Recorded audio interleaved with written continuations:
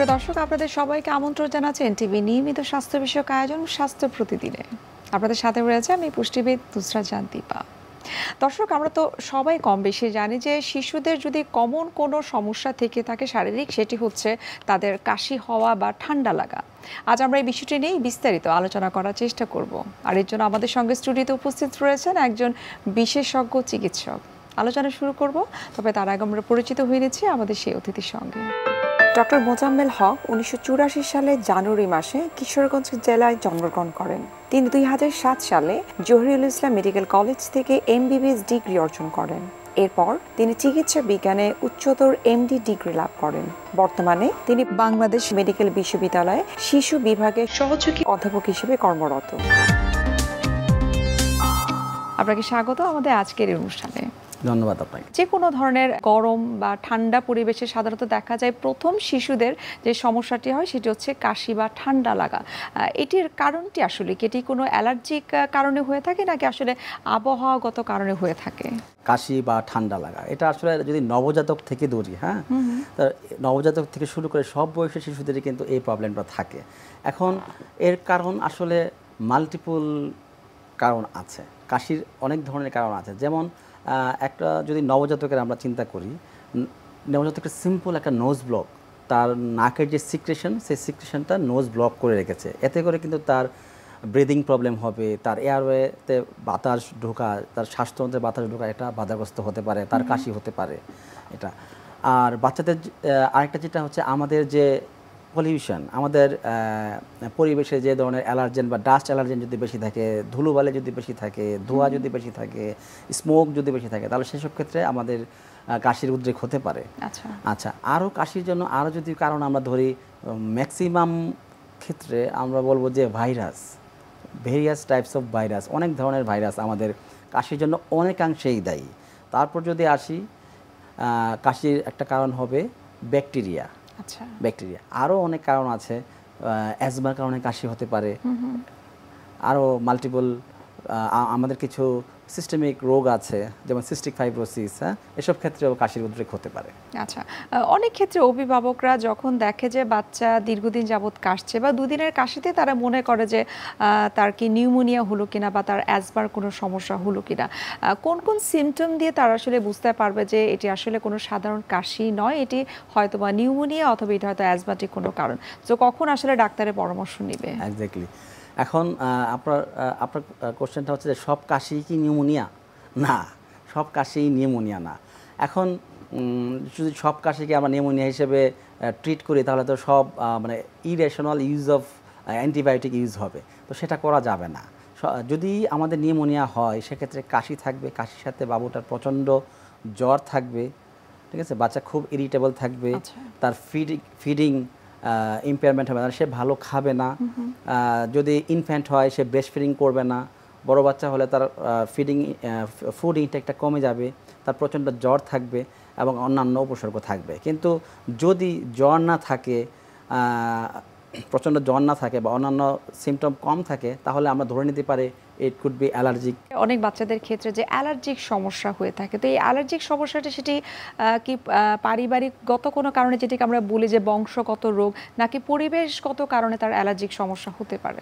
হ্যাঁ, পরিবেশগত কারণে তো তার অ্যালার্জি হতেই পারে। আমরা যদি একটা ডাস্ট অ্যালার্জি যুক্ত পরিবেশে থাকি বা ওখানে যদি স্মোক বেশি থাকে সেক্ষেত্রে তো আমার হাঁচি কাশি হতেই পারে। তবে আপনি যেটা বললেন যে বংশগত ব্যাপারটা, হ্যাঁ, যদি আমাদের ফ্যামিলি হিস্ট্রি, আমরা জানি যে অ্যাজমা মানে হচ্ছে সেটি হচ্ছে বংশগত একটি রোগ। হ্যাঁ, যদি আমি এটাই বলছি, যদি ফ্যামিলি হিস্ট্রি অফ অ্যাটোপি থাকে বা ফ্যামিলি হিস্ট্রি অফ অ্যাজমা থাকে, তাহলে দেখা গেছে যে ওই ফ্যামিলির বেবিগুলো হয়তো বা তার ডাস্ট অ্যালার্জিতে একটু বেশি ভোগে বা একটু তারও অ্যাজমা হওয়ার একটা চান্স বেড়ে যায়। সেক্ষেত্রে আমাদেরকে সেই অনুযায়ী চিকিৎসা নিতে হবে। যে সমস্ত বাচ্চাদের অ্যাজমার সমস্যা থাকে তাদের আসলে বিশেষ কেয়ারের কি দরকার আছে? অবশ্যই। এখানে আসলে অ্যাজমার ক্ষেত্রে, আমাদের শিশুদের অ্যাজমার ক্ষেত্রে দেখা গেছে যে কয়েকটা বিষয় খুবই গুরুত্বপূর্ণ। একটা হচ্ছে গিয়ে প্রথমে যদি আমি বলি, বাবা মাকে সচেতন হতে হবে। তার বাবুর কি হয়েছে এটা তাকে আমাকে ভালোভাবে বোঝাতে হবে। আমার কাছে এসে একটা মা বলবে, ডাক্তার সাহেব বারবার এরকম কাশি হয়ে যাচ্ছে, সে ভালো হচ্ছে আবার হচ্ছে, তো এই জিনিসটা তাকে বোঝাতে হবে যে আপনার বাচ্চার যে রেসপিরেটরি এয়ারওয়ে, শ্বাসতন্ত্র, এটা হচ্ছে hyper sensitive two different types of allergen বা ডাস্ট অ্যালার্জির জন্য, ডাস্ট অ্যালার্জেনের জন্য আপনার বাচ্চার শ্বাসতন্ত্রটা সংবেদনশীল হয়ে গেছে। অতএব একটা বয়স পর্যন্ত ওর এরকম ডাস্ট অ্যালার্জেনের সংস্পর্শে আসলে ওর কাশির উদ্রেক হবে, ওর শ্বাসকষ্ট হবে। আবার একটা নির্দিষ্ট বয়সের পরে মোস্ট অফ দ্য চাইল্ড 80-85% বাচ্চা কিন্তু এই সিমটম থেকে বের হয়ে আসবে। রেস্ট অফ দ্য চাইল্ড কিন্তু হয়তোবা অ্যাজমাতে টার্ন করবে। তো আমরা যদি বলি যে কীভাবে আমাদের এটাকে আমরা পরিত্রাণ পেতে পারি, আমাদের অবশ্যই এই ডাস্ট অ্যালার্জিকে অ্যাভয়েড করতে হবে। লাইফস্টাইল মডিফিকেশন, আমার বাসাটা যদি নিচতলায় থাকে, ধুলোবালি যদি বেশি হয়, আমি চেষ্টা করব বাসাটা একটু দূরে নিয়ে যাওয়ার জন্য। আমার বাসাটা যদি বা উপরে নিয়ে যাওয়ার জন্য, আমার বাসার আশেপাশে যদি কোনো মুরগির ফার্ম থাকে, হ্যাঁ, তাহলে আমি চেষ্টা করব এই ডাস্ট অ্যালার্জেনটাকে অ্যাভয়েড করার জন্য। ঠিক আছে, তারপর আমরা যদি আসি এই লাইফস্টাইল মডিফিকেশান এবং আমার যে বাবা মায়ের সচেতনতা, এর বাইরে আমাদের চিকিৎসা আমার কিছু আছে লম্বা সময় চিকিৎসা নিতে হয়, কিছু আছে শর্ট টার্ম চিকিৎসা। এখন আমার কাশি হয়েছে, শর্ট টার্ম ব্রঙ্কোডাইলেটর আমি দিতে পারি, যেটা আমার শ্বাসনালীকে প্রসারিত করবে। আমরা জানি অ্যাজমা হলে শ্বাসনালী সংকুচিত হয়ে যায়, সেটাকে প্রসারিত করবে। এর সাথে কিছু লং টার্ম ট্রিটমেন্ট আছে, লং টার্ম কিছু স্টেরয়েড আছে এবং কিছু ব্রঙ্কোডাইলেটর আছে। সব কিছু মিলিয়েই আমাকে রোগটাকে নিয়ন্ত্রণ করতে হবে। Asthma should be controlled. এক্ষেত্রে আপনার আর কি পরামর্শ রয়েছে? অবশ্যই যাদের ডাস্ট অ্যালার্জির প্রতি একটু সেন্সিটিভ, যাদের হাইপার সেন্সিটিভ এয়ারওয়ে আছে, তাদেরকে অবশ্যই আমরা সাজেস্ট করি যে আপনি বাইরে যাওয়ার সময় বা যে জায়গায় আপনার ধুলাবালি অ্যালার্জির পরিমাণ, স্মোক বেশি থাকবে, সেই জায়গায় যাওয়ার সময় অবশ্যই আপনার মাস্ক ব্যবহার করবে। মাস্ক ব্যবহার করার আসলে কোনো বিকল্প নাই, মাস্ক তো আমাদের ব্যবহার করতেই হবে। এখন আবার আমাদের কোভিড সংক্রমণ বাড়ার সম্ভাবনা দেখা দিয়েছে। আসলে মাস্ক পরলে আমাদের ধুলাবালি অ্যালার্জির সংক্রমণটা আমাদের শ্বাসতন্ত্রের মধ্যে ঢোকার সম্ভাবনা কমে যাবে। সেক্ষেত্রে যদি আমার অ্যালার্জেন বা ডাস্ট অ্যালার্জেন যদি প্রবেশ করতে না পারে, সেক্ষেত্রে আমার কাফ এবং পরবর্তী অ্যাজমা অ্যাটাকও কমে যাবে। এটাই খুব স্বাভাবিক। অতএব আমাদের সবার সাজেশন থাকবে, আমার পেডিয়াট্রিক্স এজ গ্রুপের যারা কমেন্ট ফলো করতে পারে, তারা অবশ্যই যেন যাদের এই সমস্যা আছে, তারা অবশ্যই যেন মাস্ক ব্যবহার করে। যেসব বাচ্চাদের জন্মগতভাবে তাদের অ্যাজমার সমস্যা থাকে বা পরবর্তীতে তারা নিউমোনিয়াতে ভোগে, তাদের ইমিউনিটি একটু কম থাকে, তাদের ওজন অনেক কম থাকে, এর বিশেষ কোনো কারণ রয়েছে কিনা? কিছু বেবি থাকে যাদের ইমিউনিটি কম, সেটা আবার আরেক ধরনের রোগও আছে, এটাকে আমরা বলি প্রাইমারি ইমিউনো ডেফিসিয়েন্সি। হ্যাঁ, যদি তাদের এরকম ইমিউনিটি কম থাকে জন্মগতভাবে, হ্যাঁ, তাহলে তার রিকারেন্ট চেস্ট ইনফেকশন, তার ঘন ঘন ফুসফুসের সংক্রমণ হবে, এটাই স্বাভাবিক। তার কান পাকবে, তার যেটা বলে আমরা ASOM, অ্যাকিউট সাপুরেটিভ অরাইটিস মিডিয়া, বা তার যেটা বলছিলাম তার ঘন ঘন ফুসফুসের সংক্রমণ হবে। সেক্ষেত্রে তো আমাকে ওই রোগের চিকিৎসা করতে হবে। যদি আমরা ওই রোগের চিকিৎসা করতে পারি, তাহলে অবশ্যই যেটাকে আমরা ট্রিটমেন্ট বলি IVIG, ইন্ট্রাভেনাস ইমিউনোগ্লোবুলিন, তাহলে আমার অবশ্যই তখন তার ঘন ঘন সংক্রমণের চান্স কমে যাবে। আরেকটা হচ্ছে যে ইমিউনিটি বুস্ট আপ করার জন্য আসলে আমাদেরকে সুষম খাবার, ভিটামিন ডি, হ্যাঁ, এগুলোর দিকে আমাদেরকে নজর দিতে হবে।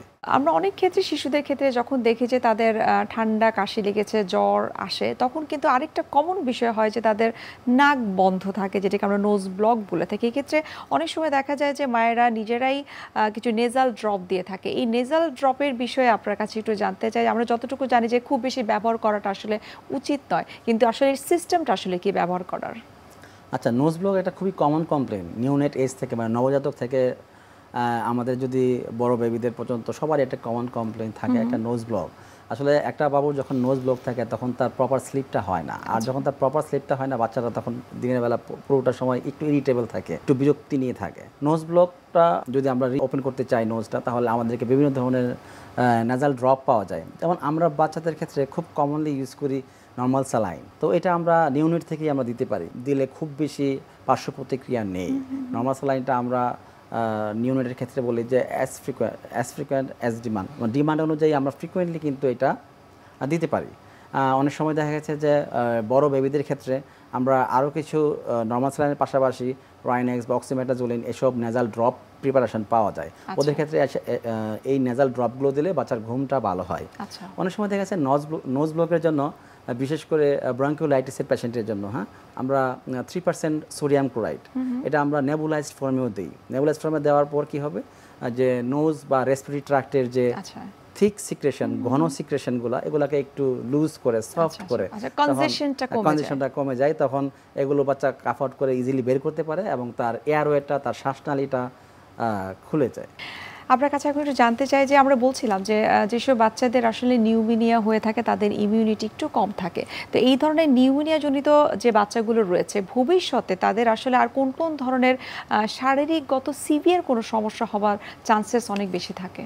হ্যাঁ, যদি আপনার ঘন ঘন এরকম নিউমোনিয়া হয় তাহলে আমরা কিছু কিছু পেশেন্ট পাই যাদের এই যে আমাদের চেস্টের যে স্বাভাবিক যে আকৃতি সেই আকৃতি কিন্তু চেঞ্জ হয়ে যায়, তাই না?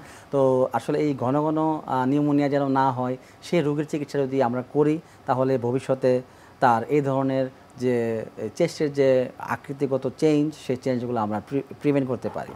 প্লাস ঘন ঘন নিউমোনিয়া হলে বাচ্চার শারীরিক বৃদ্ধি, তার ওজন, উচ্চতা সব কিছু কিন্তু ব্যাহত হবে। তখন একটা স্বাভাবিক বাচ্চার মতো সে বেড়ে উঠবে না, তাই সে আন্ডারওয়েট হবে, সে আমরা বলতে পারছি স্ট্যান্ডার্ড হবে, শর্ট হবে। তো এসব ক্ষেত্রে আমার খেয়াল রাখতে হবে সঠিক রোগের যদি চিকিৎসা করতে পারি, যদি তার প্রপার ডায়াগনোসিস হয়, সেক্ষেত্রে আমরা এই আপনি যে শারীরিক জটিলতাগুলো পরবর্তীতে আমরা ফেস করছি সেগুলো আমরা প্রিভেন্ট করতে পারি। এখানে আরেকটা জিনিস বলা যায়, যাদের এরকম ঘন ঘন নিউমোনিয়া হয় তাদের ক্ষেত্রে আমাদের কিছু এগুলো প্রিভেন্ট করার জন্য বা তার রেট অফ ইনফেকশন কমানোর জন্য আমাদের কিছু ইমিউনাইজেশনও আছে, আমরা কিছু ভ্যাকসিন আছে, এগুলো আমরা ব্যবহার করতে পারি, তাহলে তার অ্যাটাকটা কম হবে। আচ্ছা, আপনি ট্রিটমেন্টের বিষয়ে বলছিলেন যে যেসব বাচ্চাদের ঘন ঘন নিউমোনিয়া হয় তাদের ট্রিটমেন্টটা অনেক বেশি গুরুত্বপূর্ণ। ট্রিটমেন্ট প্রোটোকলটা সম্পর্কে একটু বিস্তারিত জানবো। আচ্ছা, ট্রিটমেন্ট প্রোটোকল যদি এখন আমার বেবি যদি নিউমোনিয়া হয় সেক্ষেত্রে আমাকে কয়েকটা জিনিস খেয়াল রাখতে হবে। একটা হচ্ছে যে তার স্যাচুরেশন, তার অক্সিজেন স্যাচুরেশন কেমন আছে, হ্যাঁ, সে কি উইদাউট অক্সিজেন রুম এয়ারে সে তার বডিতে যে অক্সিজেন প্রয়োজন সেটা সে মিট আপ করতে পারছে কিনা। না হলে যদি মিট আপ করতে না পারে, আমার স্যাচুরেশন যদি কমে যায়, সেক্ষেত্রে আমাকে অক্সিজেন সাপ্লিমেন্টেশন করতে হবে, অক্সিজেন ইনহেলেশন দিতে হবে। তারপরে যদি আসি আমরা হাইড্রেশন, তার ফ্লুইড ইনটেক ঠিক আছে কিনা, তার ফুড ইনটেক ঠিক আছে কিনা। যদি তার ফুড ইনটেক কম থাকে, ফ্লুইড ইনটেক কম থাকে, তাহলে আমাকে অ্যাপ্রোপ্রিয়েট ডোজ ফ্লুইড দিতে হবে, তার হাইড্রেশন মেনটেন করতে হবে। আচ্ছা, এরপর আসি আমরা, যেহেতু যদি এটা ব্যাকটেরিয়াজনিত কারণে হয়, পেশেন্টের যদি জ্বর থাকে, ফেব্রাইল থাকে এবং তার কাশি অনেক বেশি থাকে, তাহলে আমাকে বুঝতে হবে যে এটা ব্যাকটেরিয়াজনিত কারণে, সেক্ষেত্রে আমাকে প্রপার অ্যান্টিবায়োটিক চুজ করতে হবে। এর সাথে আমরা আরও কিছু সাপোর্টিভ ম্যানেজমেন্ট দিই। যদি তার কোনো রানি নোজ থাকে সেক্ষেত্রে আমরা অ্যান্টিহিস্টামিন দিতে পারি। অনেক সময় যদি তার নিউমোনিয়ার সাথে তার একটু শ্বাসকষ্ট হয়, সেক্ষেত্রে আমরা তার শ্বাসকষ্ট লাঘব করার জন্য তাকে একটু ব্রঙ্কোডাইলেটর, যে শ্বাসনালীকে প্রসারিত করে, নেবুলাইজেশন করতে পারি। এইভাবেই আমরা সম্মিলিতভাবে চিকিৎসা করি। আমরা এই নিউমোনিয়া বা এই কাশি সম্পর্কিত আরও অনেক বিস্তারিত আপনার কাছ থেকে জানবো, তবে তার আগে আমরা একটু দেখে নিচ্ছি আমাদের স্বাস্থ্য প্রতিদিনের নিয়মিত আয়োজন কি খাবেন কেন খাবেন এই সেগমেন্টটি। সুপ্রিয় দর্শক, আপনারা দেখছেন স্বাস্থ্য প্রতিদিন এই অনুষ্ঠানটি। এরপর আমরা দেখে নিচ্ছি বিভিন্ন খাদ্যের পুষ্টি গুণাগুণ নিয়ে আমাদের পুষ্টিবিদের পরামর্শ। সিজনাল ফ্লু হলে কি করবেন? সব কিছু ডিপেন্ড করে আপনার খাবারের উপর। আপনি আপনার খাদ্য তালিকায় কী ধরনের খাবার নির্বাচন করছেন, কি খাচ্ছেন, কোন খাবার থেকে বিরত থাকছেন, তার উপর ডিপেন্ড করে আপনার সুস্থতা। দেখা যায় যে এই সময়ে অনেকের ঠান্ডা, কাশি, সর্দি, জ্বর, অনেক ধরনের সমস্যা লেগেই থাকে। এর একটিমাত্র কারণ হলো অনিয়ন্ত্রিত খাদ্যাভ্যাস। দেখা যায় যে অতিরিক্ত গরম পড়ার কারণে অনেকে ফ্রিজের ঠান্ডা পানি সরাসরি বের করে পান করেন। এতে অনেক ধরনের ক্ষতি হয়, বিশেষ করে যাদের টনসিলের সমস্যা আছে এবং যাদের কিনা কথায় কথায় ঠান্ডা আসে, তাদের ক্ষেত্রে কিন্তু এটি খুব সমস্যার একটি কারণ। তাই অবশ্যই ঠান্ডা পানি এড়িয়ে চলবেন। ঠান্ডা পানি 1/3% এবং 2/3% নেবেন নর্মাল পানি। এভাবে করে মিশিয়ে আপনি সেই পানি পান করতে পারেন। এর পাশাপাশি যাদের কিনা জ্বর আসে, তারা জ্বরের সময় আনারস, জাম্বুরা, বিভিন্ন ধরনের টক জাতীয় ফল খাবেন, যাতে শরীর খুব সহজেই ডিটক্সিফাইং হয়। আরেকটি ইম্পর্টেন্ট বিষয় হলো দুধ পান করা। এই সময় দুধ অনেক উপকারী, বিশেষ করে রাতের বেলা ঘুমানোর 1 ঘন্টা আগে যদি আপনি দুধের সাথে একটু হলুদ গুঁড়া মিশিয়ে পান করতে পারেন, সেটি যেমন স্কিনকে ভালো রাখবে, তার পাশাপাশি এটি রোগ প্রতিরোধ ক্ষমতা বাড়াতে সাহায্য করে। এটি অ্যান্টিবডি হিসাবেও বেশ ভালো কাজ করে। অনেক সময় দেখা যায় যে জ্বরের সময় রুচি কমে যায়, সেক্ষেত্রে রুচি বাড়ানোর জন্য আপনি ভর্তা, একটু নরম ভাত দিয়ে খেতে পারেন, তারপরে আপনি গ্রিলড খাবার খেতে পারেন, আরও অন্যান্য অনেক ধরনের খাবার, যেমন বিশেষ করে চাটনি, আলু বোখারার চাটনিও মুখে রুচি বাড়াতে সাহায্য করে। এই সময় সবচেয়ে বেশি ইম্পর্টেন্ট বিষয় হলো যে জিঙ্ক যুক্ত খাবার খাওয়া, কারণ অনেকের রোগ প্রতিরোধ ক্ষমতা কমে যাওয়ার কারণেই জ্বর আসে বা সিজনাল ফ্লু হয়। সেক্ষেত্রে জিঙ্কযুক্ত খাবার আপনি পাবেন মাংসের কলিজা থেকে, মাছ থেকে এবং বিভিন্ন ধরনের লাল শাকসবজি থেকে। ফলের রস অনেক ইম্পর্ট্যান্ট একটি খাবার, কারণ আপনি যখন নিয়মিত ফলের রস খাচ্ছেন এর মধ্যে থাকা ভিটামিনস, মিনারেলস, ফসফরাস, পটাশিয়াম আপনার হেলথকে যেমন অনেক বেশি ভালো রাখবে, তেমনই আপনাকে এনার্জেটিক করে তুলবে। তাই নিয়মিত সঠিক খাদ্যাভ্যাস আপনি খাবেন যদি আপনি সুস্থ থাকতে চান, এবং বাইরের খাবার, ফাস্ট ফুড, জাঙ্ক ফুড, ঠান্ডা পানি, আইসক্রিম এগুলো এড়িয়ে চলবেন। অনেক ক্ষেত্রে আমরা দেখেছি যাদের এই যে ঘন ঘন নিউমোনিয়া হচ্ছে, তারা দেখা যায় যে নতুন করে যখন নিউমোনিয়া হয় তখন তারা প্রিভিয়াস প্রেসক্রিপশন দেখে তখন তারা রিসেন্ট যে নিউমোনিয়াতে আক্রান্ত হয়েছে সেই ট্রিটমেন্টটা তারা করছে। এই বিষয়ে আপনার মতামত কি? এটি আসলেই করা উচিত কিনা? এটা আসলে কখনোই করা উচিত না। এখন আমার বেবিটা ঘন ঘন নিউমোনিয়া আক্রান্ত হচ্ছে, আমি একটা প্রেসক্রিপশন আজকে ফলো করলাম, সেটা আমি আবার 1 মাস পরে আমি একটা ফলো করব, সেটা করা যাবে না। কারণ নিউমোনিয়া আমরা যখন চিকিৎসা করি আমরা চিন্তা করি কোন অর্গানিজম দিয়ে হয়েছে। ওনার যদি ঘন ঘন হয় তাহলে সেই ঘন ঘন নিউমোনিয়ার কোন কোন জীবাণু দিয়ে হতে পারে, সেই জীবাণুর বিরুদ্ধে যে প্রপার অ্যান্টিবায়োটিক কাজ করবে সেটাই দিতে হবে। সবসময় যে একই জীবাণু দিয়ে হবে তাও তো না, তাই না? সেক্ষেত্রে আমাদের অভিভাবকদের আসলে সচেতন হওয়ার দরকার আছে। আমরা প্রিভিয়াস প্রেসক্রিপশান ফলো করে একটা অ্যান্টিবায়োটিক পরবর্তী ইনফেকশনের জন্য দিয়ে দিলাম, তা হবে না। তো আমাদেরকে হয়তো কিছু প্রাথমিক চিকিৎসা যেগুলো সহায়ক চিকিৎসা, একই অ্যান্টিবায়োটিক সবসময় কার্যকর নাও হতে পারে, সেই অ্যান্টিবায়োটিক কাজ নাও করতে পারে। হ্যাঁ, কিছু সহায়ক চিকিৎসা যেমন আমার নোজ ক্লিন করা, আমার একটু নেবুলাইজেশন, আমার একটু অ্যান্টিহিস্টামিন, এগুলো হয়তো আমরা বাসায় দিতে পারি। কিন্তু আমার যখন অ্যান্টিবায়োটিক দেওয়ার প্রয়োজন হবে বা আমি মনে করছি যে আমার বেবিটা ইমপ্রুভ হচ্ছে না, সেক্ষেত্রে আমাকে অবশ্যই জাজ করতে হবে যে আসলে আমার অ্যান্টিবায়োটিকের প্রয়োজন আছে কি না। যদি আমার অ্যান্টিবায়োটিকের প্রয়োজন হয় তাহলে আমার ডক্টরই আমাকে সাজেস্ট করে। আমি যখন ডক্টরের শরণাপন্ন হব আমার ডক্টরই সাজেস্ট করে দেবে এবং he or she will choose a right antibiotic for the baby. আবারও ধন্যবাদ এবং শুভকামনা এনটিভির পক্ষ থেকে। ধন্যবাদ আপনাকে, ভালো থাকবেন। সুপ্রিয় দর্শক, এতক্ষণ আপনারা দেখছিলেন এনটিভি নিয়মিত স্বাস্থ্য বিষয়ক আয়োজন স্বাস্থ্য প্রতিদিন। এই পর্যায়ে আমরা দেখে নিচ্ছি আমাদের আগামী পর্বে কি থাকছে। ডেঙ্গু যে ছড়ায় হলো এডিস মশা, এই মশাগুলি কিন্তু স্ট্যান্ডিং ওয়াটারে তারা বংশ বিস্তার করে। তো বৃষ্টির সিজনে তো অনেক জায়গায় পানি জমে থাকে, বা একটা হলো বাসার ভিতরে যে জমা পানি আছে, মনে করেন ফ্রিজের পানি, এয়ার কুলারের পানি কিংবা বাথরুমের বালতি পানি সন্ধ্যা রেখে দিল, এর তো সারা রাতে থাকে, আবার হয়তো সকালে ব্যবহার হলো, এখানে তো 6 থেকে 8 ঘন্টা। তো এই পানিগুলিতে তারা বিস্তার লাভ করতে পারে। বিশ্বের যে কোনো প্রান্ত থেকে যে কোনো সময় এনটিভির জনপ্রিয় অনুষ্ঠান স্বাস্থ্য প্রতিদিন দেখতে আপনারা ভিজিট করতে পারেন আমাদের পূর্ণাঙ্গ পোর্টাল www.ntvbd.com এ। এছাড়াও এনটিভির বিভিন্ন ধরনের জনপ্রিয় অনুষ্ঠান এবং নিউজ আপডেট পেতে আপনারা ভিজিট করতে পারেন আমাদের ইউটিউব চ্যানেল এবং ভেরিফাইড ফেসবুক পেজে। দর্শক, আজ এখানে শেষ করতে হচ্ছে, দেখা হবে আবার আপনাদের সঙ্গে। সেই পর্যন্ত আপনারা সবাই ভালো থাকুন, সুস্থ থাকুন এবং সব সময় এনটিভির সঙ্গে থাকুন।